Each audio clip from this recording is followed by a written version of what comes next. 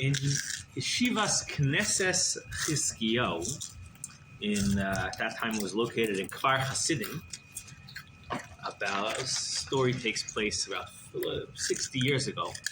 There was a little bit of a problem in the yeshiva. You see, there was a infestation of mice.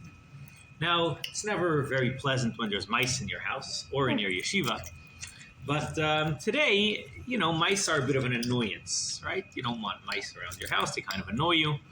But in those days, it was a much bigger problem because people had a very limited amount of food.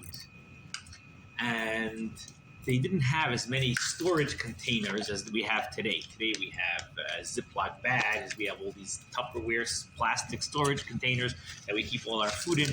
In those days, people had a little piece of bread that they brought home. They wrapped in some tissue or some paper, and they left it on the table. And if there were mice in your house, that basically meant that your bread was gone. Right? You left your bread out for a few hours, and half the bread was gone. You were sharing it with some of your visitors. And there wasn't a lot of food to go around in the yeshiva anyways. Yes? What's wrong? What is wrong? You want to share your food with the mice? It's inviting guests. It is inviting guests, that's true. But these guests aren't, if you would invite them would be one thing. You didn't invite them. They came in uninvited. So you could just write a sign on your doorpost. Mice are allowed. I hear. So you, if you only had a little bit of food, you'd be willing to share with the mice. Well, the Bachram and Yeshiva weren't as generous as you are. And they really were more attached to their food. That. And the big problem is, as the Gemara says, Mendy, the Gemara says that mice are very wicked because when they come and they eat your food, they don't just eat a little bit. They bring all their friends and they try to eat up all your food. So if you invite, that's great until you have no food left for the guests that you actually did invite, right? So the Bachram had a bit of a problem. They tried to set up mouse traps, but they weren't very good at it. It didn't really work out very well. Finally, one of the Bachram decided, we can bring a cat to the yeshiva, and the cat will help us get rid of the mice. Oh, I know. That's great. That's wonderful. So they went out. They looked for a cat. They found a cat. Well, cats don't crawl into your closet and start eating the food, right? So they brought a cat in, and the cat now was very excited. Had plenty of food. Had plenty of mice. It started eating up the mice, and a few weeks went by, and slowly there were less and less mice in the yeshiva. And after a while, the cat didn't have anything to eat. So one morning, the mashgiach of the yeshiva of Elia Lapian walks into the yeshiva, and he sees at the entrance of the yeshiva this little cat is like sitting there. It doesn't look very happy. It looks very skinny. And he turns to one of the Bachram and he says, "What's this cat doing over here?" And the Bachram says, "Oh yeah, we had a problem a couple months ago with mice, so we brought in a cat, and the mice are gone." And Rabbi Lopian says, "Well, who's taking care of the cat?" He says, "No one." "What does the cat eat?" "I don't know, it eats mice." "But you said there are no mice." "Well, I guess it has nothing to eat." So, it'll fend for itself, says the Bacher. Eli Lopian says, "What are you talking about? We brought the cat into our yeshiva. It's doing us a favor. It's protecting our food. It's not proper to just leave it to starve." So he immediately left the yeshiva. He went back to his house, and he returned a short while later with a little cup of milk, poured into a bowl, and he gave it to the cat. From then on, every day he would go. Every morning he would bring a cup of milk, and he would feed the cat. And the Bachram were a little disturbed by this, right? The mashgiach is feeding a cat. It does not really proper. And he said, "What do you mean it's not proper? I'm showing my appreciation for the cat, right? The cat is keeping the mice away from our yeshiva, protecting our food. What greater mitzvah than showing appreciation and showing a karas hatoiv to this cat?" And actually, even though he passed away, I think around 1970, but he was not a big fan of pictures and photographs. So we don't have a lot of pictures of Rabbi Lopian. But one of the the well-known, the most famous picture we have of him is a picture of him feeding a cat. Right? This is the picture that they have of Rabbi Eliezer. Yeah, I'll pass it around. Right? Mashgiach feeding the cat. He has a little bowl of milk and he's feeding the cat. So, one of the most important aspects of Yiddishkeit, of serving Hashem, is that we need to appreciate. We need to show hakaras hatoiv. We need to appreciate when somebody does something nice for us. And this applies to another person. It applies even to a cat. And of course, it applies to everything Hashem does for us. Right? Hashem does so much for us every single day. He gives us everything we need. He created us. He created the world that we live in. And He gives us everything we need. And therefore, this week's Parshas Savo, starts off telling us about how we have to show appreciation for Hashem. We have a special mitzvah, the mitzvah of Bikurim, where a Jewish farmer whose field produced lots of fruits, lots of grain. So he has a mitzvah to take the first fruits, the first grain from his field, and bring it to the Beis HaMikdash to thank Hashem for everything that Hashem gave him. And this wasn't just something that people did quietly. This was a public celebration. They would make a big parade. People would march through the main streets of Yerushalayim. They would march from wherever they lived to Yerushalayim. They would have wagons with oxen. They would, the rich people would have big golden baskets made out of gold and silver, and they would have the first fruits, and they would come to the Beis HaMikdash to show Hashem that they appreciate everything Hashem does for them. However, the first pasuk of this week's parsha starts off. What? Most people in those days were farmers? Well, all the Yidden who came into Eretz Yisrael got a piece of land. So they... There's no such thing as anything else? How'd they build houses? The fact that you're building a house doesn't mean you don't have property. They built a tent. They right? put a tent. Every single Jew who came into Eretz Yisrael got a piece of the land. Right? This is at least in the beginning, when the Yidden first came in. Over generations, obviously, things changed. People, I'm not sure if later everybody had farms, but certainly in the first generation after the Yidden came into Eretz Yisrael, which is what the pasuk is talking about, they all owned land, and they all showed their appreciation to Hashem for the produce that grew in their land. However, the first pasuk of this week's parsha tells us something very interesting. It says, it will be, this is Moshe Rabbeinu telling the Jewish people before they come into Eretz Yisrael, it will be when you come to the land which Hashem, your God, is giving to you as an inheritance, and you take possession and conquer the land and settle in the land, then you should take the first fruits of the land and bring it to Hashem. So what does this mean? When you will take possession and settle the land. So Rashi tells us that the Torah is telling us an interesting halacha. It's telling us that when the Yidden first came into Eretz Yisrael, it took a while before they were actually able to conquer the entire land and divide the land among all the 12 tribes. Actually, it took 14 years. Yidden first came into Eretz Yisrael, right? Immediately after they came into Eretz Yisrael, they were already able to start eating the new grain. I think within on Tezai and Nisan already, they started eating the new grain. But it took 14 years before they were able to conquer the entire land and divide it among the tribes. So the Torah is telling us that for the first 14 years that Yidden were in Eretz Yisrael, they should not bring the Bikurim. They should not bring the first fruits of the land to Hashem to show their appreciation for Hashem. And this seems very strange. Aren't we supposed to show our appreciation to Hashem for everything He does for us? Even if we didn't finish conquering the whole land, if we only conquered half the land, shouldn't we show Hashem that we appreciate the fact that we conquered half the land? What? I'm the one giving advice, not you. Okay? So, shouldn't we show our appreciation to Hashem when we first conquered even the first section of the land? Before the whole land was conquered? Before everyone was settled down?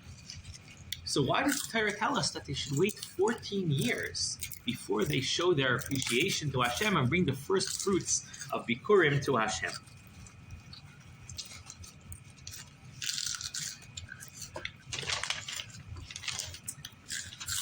In the city of Koznitz, there was an orphan, a young boy.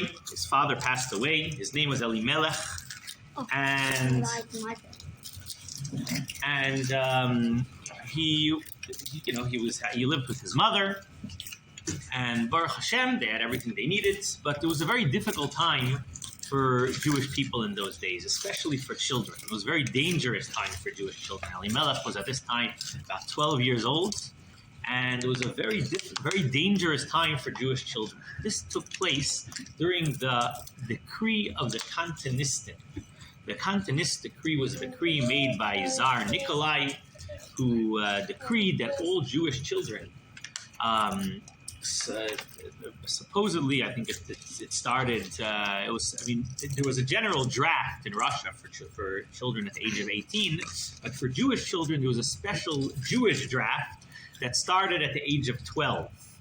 And even this was not really kept as strictly as it should be. There are stories of children even as young as 8 or 10 who were drafted into the army.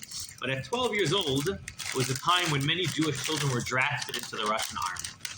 And there was actually a special training program for Jewish children. And part of the training program was to train them how to, be a soldier in the army. But the main purpose of this training was to make them forget everything about their Jewish identity, to integrate the Jewish children with the Russian society, to teach them how to live like a Russian goy. And of course, the Jews did everything they could to avoid the drafts. And they would, of course, whenever they received any sort of letters from the government, draft notices, the children would go into hiding. But the government, of course, realized that that the children are going into hiding, so they would send people from time to time to the Jewish cities, to the Jewish areas, to search for Jewish children who are walking in the street, and they would just grab Jewish children from the street and draft them into the army, rip them away from their parents and bring them to the army. So little Elimelech had to be very careful, right? He always had to keep up to date on the news when the draft officers, when the army officers are coming to town.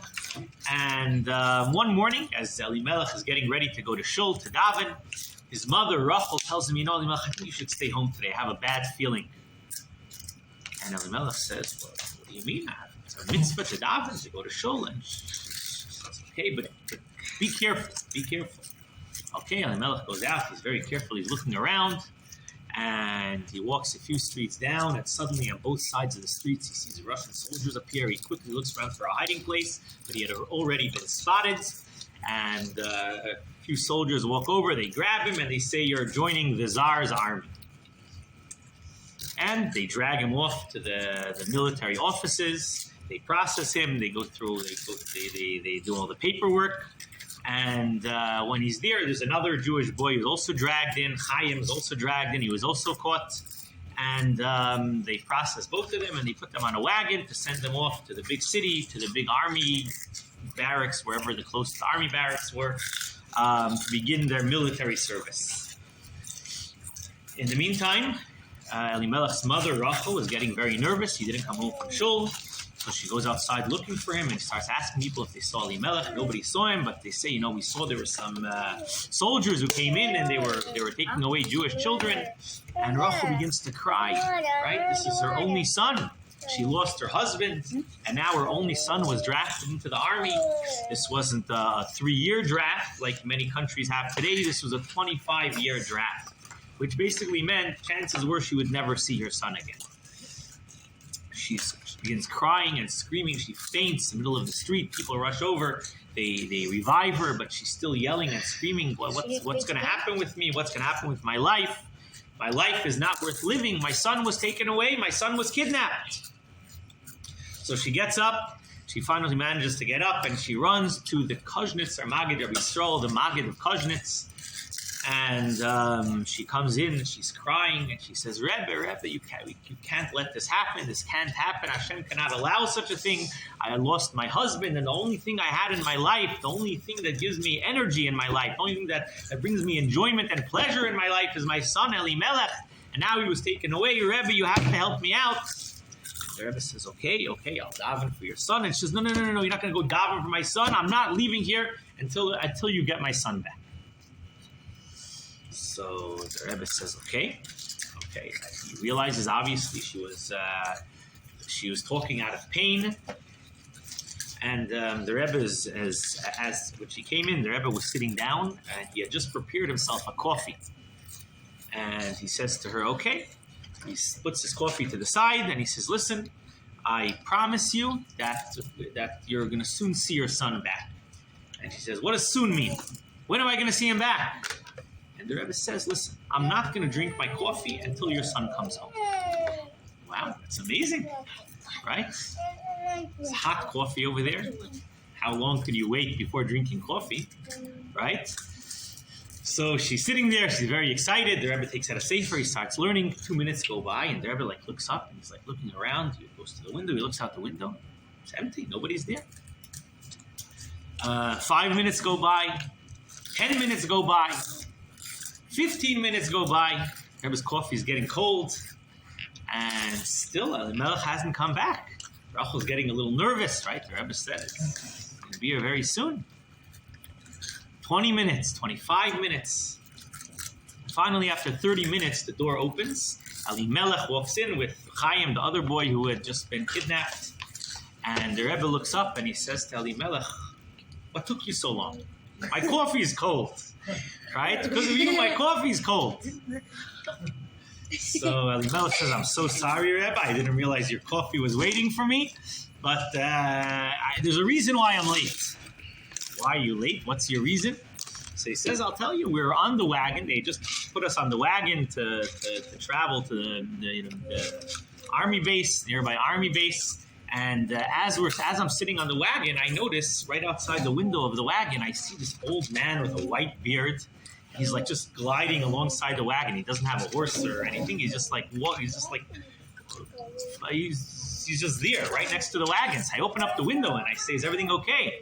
And he says, yes, my name is Eliyahu Hanavi, and I'm here to take you home. So I told him, great. But 1 second, in the back of the wagon, there's Chaim. He was also kidnapped. Let me call him. Eliyahu Hanavi says, no. I was sent to take you. I wasn't sent to take Chaim. So I said, okay, then I can't go. You'll have to leave without me. I'm not going to go unless you agree to take my friend. So Eliyahu Hanavi says, listen, I would love to take your friend, but I didn't get permission from Shamayim. They sent me from heaven to rescue you, not to rescue your friend. And he said, well, go back to heaven and get permission to rescue my friend as well. So Eliyahu Hanavi had to go back up to heaven, and he came back. And by the time he came back, Rebbe, I'm very sorry, but your coffee's cold, but now I managed to get me and Chaim rescued. This Elimelech grew up to be a big Talmid Chacham. He was known as Rab Melech Chassid of Koznitz. So if we try to imagine ourselves in that situation, right? We're in a dangerous situation. We were just torn away from our family, and Eliyahu Hanavi appears, and he says, I'm here to rescue you. Well, how would most of us respond? Okay, let's go. What? Okay, Most of us would be happy to be saved. But Elimelech knew that there's no point of me being saved if my friend is going to stay in the army. Right? My freedom is incomplete without my friend being rescued as well. And therefore, he refused to go. He refused to go until his friend could be rescued as well.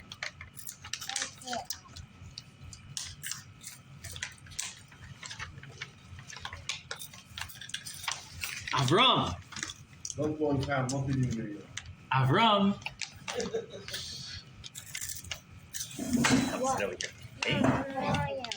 What? Want to sit on Abba's lap? Okay. So, Avram was known as a ish chesed, a man of kindness.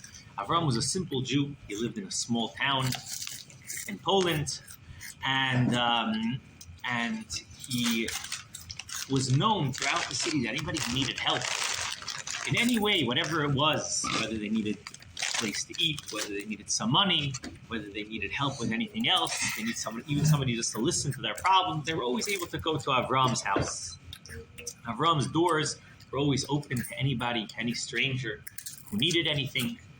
Avram always lent a kind ear to anybody. Anybody needed help with whatever it was, Avram was always there to help out.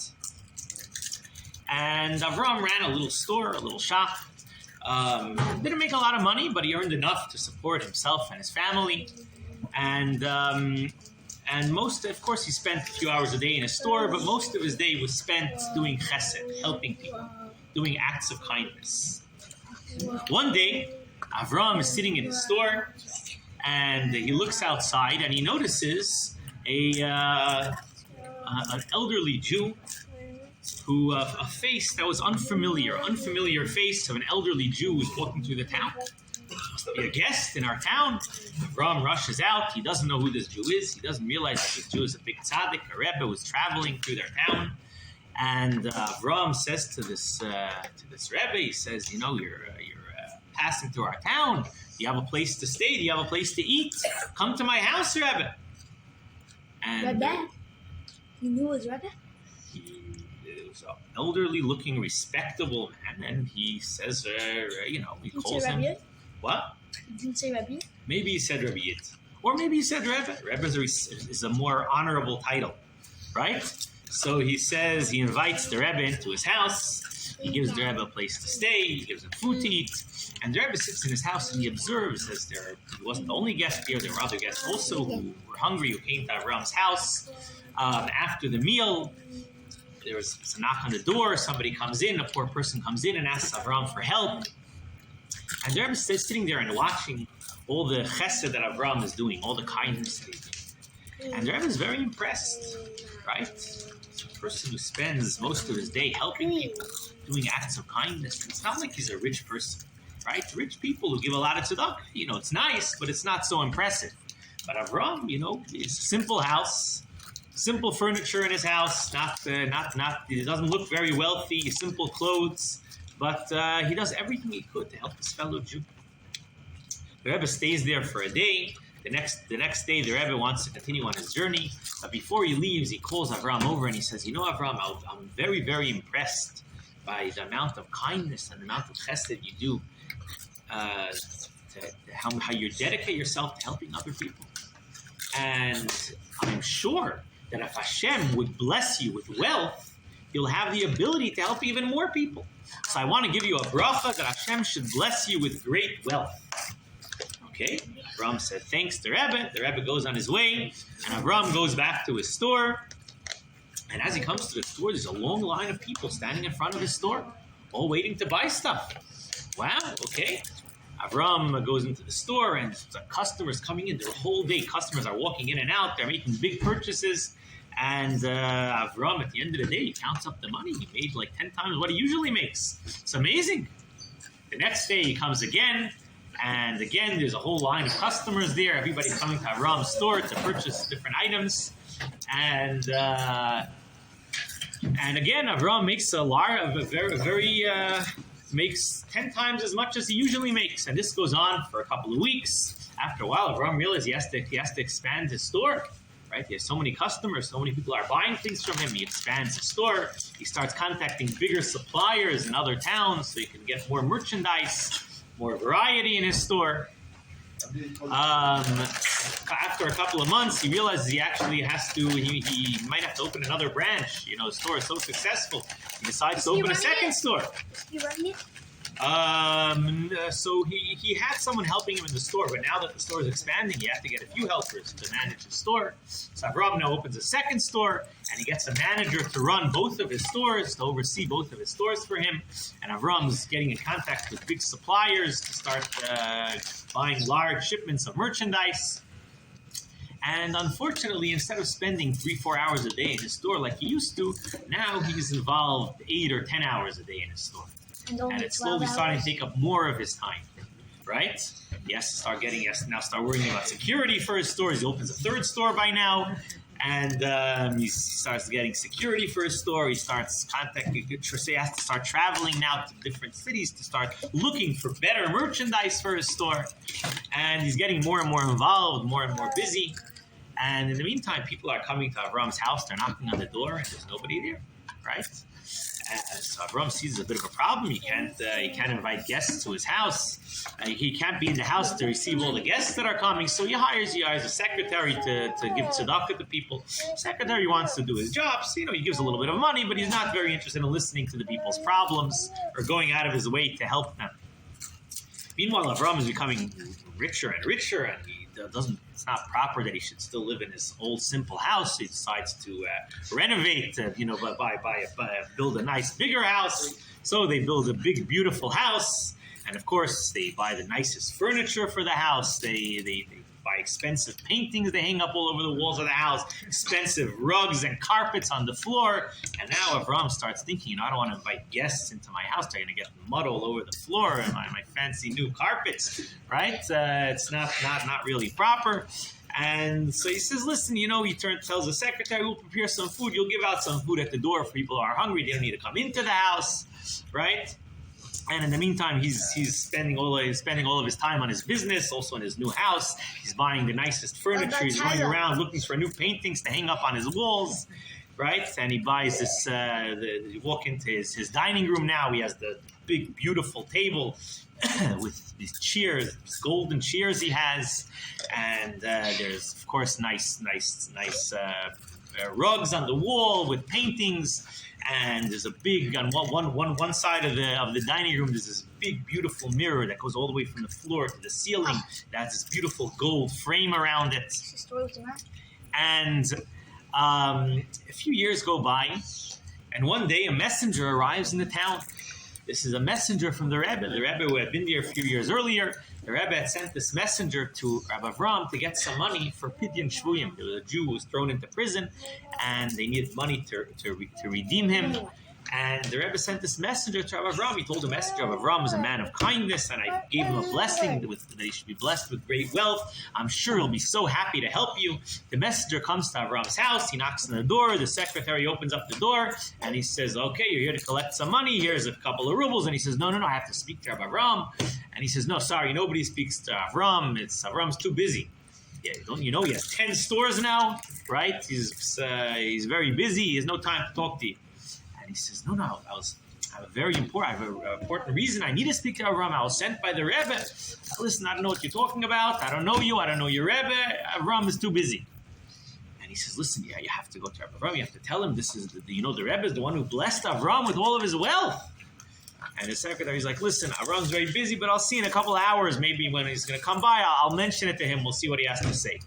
Okay. A few hours later, Avram comes by, and the secretary says, you remember the Rebbe who came here a few years ago? He gave you a blessing. He sent a messenger here.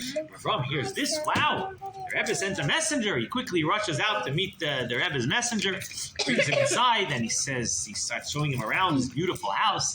He gives him a grand tour. So he shows him up to the 10 bedrooms that they have, all the nice bathrooms, right? Then he brings him into the dining room, starts showing him off the beautiful paintings on the wall. And the messenger says, listen, I'm here to get the Rebbe sent me. There's a mitzvah, Pidyon Shvuyim. A Jew was thrown into prison. We need your help. Avram says, sure, tell me how much money you need. And he gives him the money. The messenger goes back to the Rebbe. And the Rebbe is very happy. The money he needed for Pidyon Shvuyim. And he says to the messenger, no, aren't you impressed with our Avram, the man of Chesed? I told you so much about him. The messenger's like, I wasn't very impressed. And he tells him over. He tells him what happened. And the Rebbe says, I thought I was giving him a blessing. Right? I thought I was blessing him with wealth. I didn't realize it would cause all these problems. The Rebbe says, I have to go there. I have to help him out. So the Rebbe sets out on a journey. He goes to Avram's town. And of course, when Avram hears that the Rebbe himself is here, right? The Rebbe's messenger is one thing, but the Rebbe himself is here. Avram rushes out to greet the Rebbe, invites him into the house. He again gives him the grand tour, and he brings him into the beautiful dining room, and he starts showing him all around, all the nice paintings, the beautiful curtains that are hanging on the wall, the big, beautiful mirror. And the Rebbe walks over to the mirror, and he says, Avram, come here. I want you to stand here in front of the mirror. And Avram comes over, he stands in front of the mirror, and the Rebbe says, Avram, when you look into the mirror, what do you see? Avram says, well, I see myself. I see myself. It's a mirror. And the Rebbe says, very nice, you see yourself, but what else do you see? Avram looks around. He says, "Oh well, I see my beautiful dining room table. It's so nice. It's how much I paid for this table, Rebbe. It's so beautiful, and the chairs, wow, beautiful golden chairs are so comfortable. Big cushions on them. They're mamish, the most amazing chairs. I had to import them from Italy, Rebbe. It was amazing." And the Rebbe says, "No, what else do you see?" He says, "Oh, behind in the back, I see the beautiful new sofa, the beautiful couch that I bought. I'm telling you, I got this all the way from Paris, Rebbe. It's amazing." And the Rebbe says, "Okay, very nice." He walks over then to the other side of the room, to the front of the house, where there's a big window, and the Rebbe pulls away the curtain. And he tells Avram, "Come here, I want you to stand here in front of the window." And he says, "Look through the window and tell me what you see." So Avram says, "Well, I see the street. People are walking around outside in the street. No, tell me a little bit more about what you see." So he looks and he says, "Oi, I see Bracha, the widow. She's walking around. She's carrying a basket. She's going around collecting money, collecting bread to feed her family." "Okay," says the Rebbe, "what else do you see?" "Oh, Yankel, the water carrier. I see Yankel, the water carrier. He's carrying 2 heavy buckets of water. Oh, look at him. He could barely carry them. He's getting older now. It's hard for him to schlep the buckets of water." "Okay, very good. What else do you see?" "I see Chaim, the tailor. Never Chaim has to marry off a daughter. He has no money. He looks very upset." And the Rebbe says, "Listen, I don't understand. A mirror and a window are both made of glass. So why are these so different?" Rav says, "What do you mean?" He says, "When you look in the mirror, you're able to see yourself. You saw your expensive furniture. You saw your beautiful house, the nice paintings on the wall. When you look in the window, you're able to see everybody outside. You're able to see other people. But a window and a mirror are both made out of glass. Why are they so different?" So Avram says, "Listen, Rebbe, they're both made out of glass, but there's a big difference. A mirror is coated on one side with silver, so you can't see through the glass. You can see back and look at your own reflection. But the window doesn't have any silver on it. You can see right through, and you can see people on the other side." So the Rebbe says, "Aha! So you're telling me that if you take somebody who cares about other people, who sees other people, who emphasizes with other people, right? And you put up a little bit of silver, you cover it with a little bit of silver, suddenly the only thing they could think about and see is themselves. That's all they could see, that's all they could think about." And of course, Avram got the message immediately. And the Rebbe says, "You know what? If you could take a window and put some silver on it and turn it into a mirror, maybe you could take a mirror, remove a little bit of the silver, and turn it back into a window." And Avram says, No, Rebbe, I'm telling you, you don't need to do that. Rebbe, I got the message. There's nothing to worry about. Rebbe, I understand. I made a terrible mistake, Rebbe. I'm telling you, from now on, things are going to change." That night, Avram immediately sends out a message. He's inviting the whole town to come to his house. He has a big feast that night. And during the meal, he gets up and he brings out, and he shows everybody the mirror and the window. And he told them over the story. He told them over what the Rebbe had said. And he said, "I used to be a window. Until a few years ago, I used to be a window. I was always open to help people. And unfortunately, I got a little bit of silver and I turned into a mirror. But from now on," he said, even though I'm going to still have the silver, I'm still going to make sure that I act like a window." He took out from his pocket a little knife, a pocket knife. He walked over to the big, beautiful, expensive mirror, and he walked over to one corner of the mirror and he began to scratch off some of the silver. He said, even if you have a big, beautiful mirror, you have to be able to see through to the other side as well. And from then on, he got the message and he was able to change his ways, right? And not lose track, not allow the silver to block out his view of other people. And this is why the Torah tells us that when the Yidden come into Eretz Yisrael, they have a mitzvah to show their appreciation for Hashem, to thank Hashem for all the blessings He gave them. However, the Torah says, "I don't want you to make this great celebration, this great Thanksgiving parade, thanking Hashem for all the gifts He gave you for the first 14 years. Why? Because it took 14 years until all the tribes managed to conquer their land, until the entire land was conquered, divided, and settled. And therefore, Hashem says, even though you might have already gotten your land, you might have already settled down, but as long as you know that there are other Jews who still have not received their portion in Eretz Yisrael, who are not properly settled, right? So of course we have to show our appreciation for Hashem, even for everything He gives us. Yeah, we want to eat fruits from Eretz Yisrael, you have to make a blessing. But if you want to march through the streets of Yerushalayim and make a big parade celebrating the gifts that Hashem gave you, you cannot do that for the first 14 years. Because for the first 13 years, my happiness, my appreciation is incomplete. Yes, I have my portion of Eretz Yisrael. Yes, I have my farm. I have delicious fruits growing in my field. Right? But my joy is incomplete while another Jew is not properly settled in his land. And this is a message for all of us.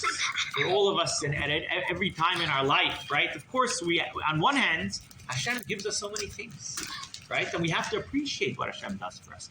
But our joy is incomplete while another Jew is suffering. While there are Yidden in Eretz Yisrael right now, Yidden who are captive right now, and they're suffering. So even though we might have many reasons to thank Hashem, and we have a mitzvah to thank Hashem, we have to thank Hashem for everything He gives us. However, our happiness, our appreciation is not complete until we know that every other Jew is properly settled in Eretz Yisrael. And when I know that another Jew is happy, that every other Jew is happy, that's what could really make me happy as well. Just to conclude with a story. See, find it.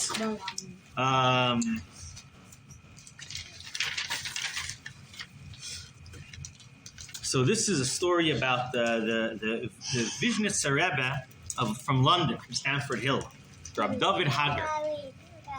So he was once going somewhere, and they had a driver who was taking him around. I don't know exactly where he was going, but he had a car waiting for him. He got into the car, they drove him somewhere, and then he had to stay there for a period of time. So the driver stayed in the car, waiting for the Rebbe to come back.